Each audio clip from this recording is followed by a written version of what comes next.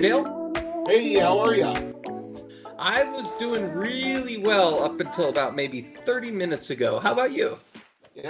Probably about 31 minutes ago, Yeah, okay. Let's just jump into it and what gave us a little bit of a sour mood. We started today off in the mortgage-backed securities market really good, but it started to trickle down, and then somewhere around 3 p.m. Eastern time, it just fell off a cliff. And remember, red and down is bad, so we don't like this. Right now, I have 35 on this chart, but Dale, you were talking to me before the call. Where are we really at now? Well, it's 39 now, 40 basically, 40 basis points down. And that is not good. No, not at all. So where's the current interest rate market, and I guess what does it mean next? Well, we're sitting at about 6.23 on the 30, 5.58 on the 15. Remember, that's 20% down, all credit scores, all discount points. However, with the wonderful news that the Fed announced today, and as I'm sure what they'll also be announcing tomorrow, that is surely going to go up.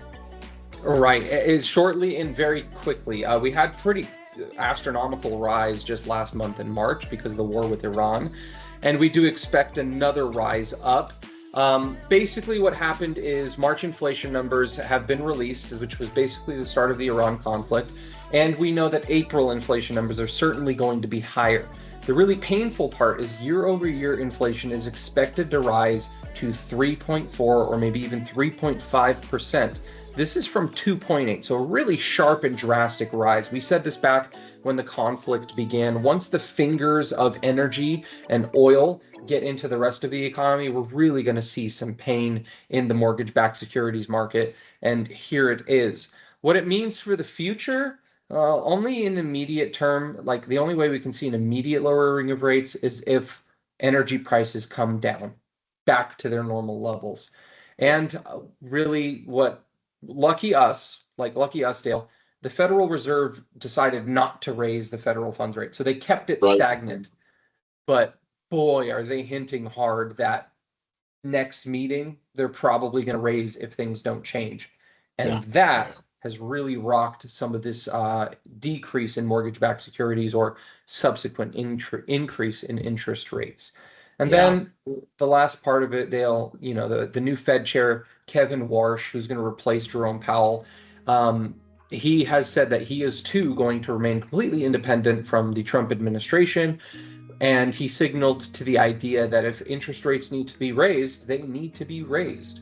So we're not going to see just any relief come May 15th when Powell gets out and Kevin Warsh comes in. And on top of that, Powell plans on staying as a Fed governor, even though he's stepping down as the Fed chair. So he'll still have impact in everything. Which I don't understand that one, but the shining beacon in my eyes is think back 4 years ago. Inflation was at 9%.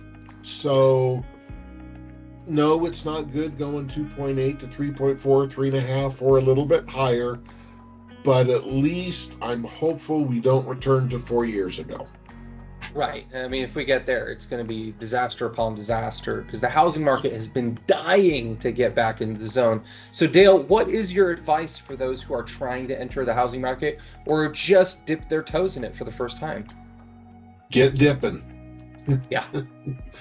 Get dipping. I mean, historically, yes, I know prices of homes go up, go down, sideways, but historically, they're always higher now than they were 5 years ago, and before that, and before that. So, if you have the wherewithal to do it, you really should. Yeah, especially for the fact that interest rates are on the rise. It's not like today they rose and they're going to stay put. They're going to continue to rise in this near future. After all, we are just talking about March's numbers with everything.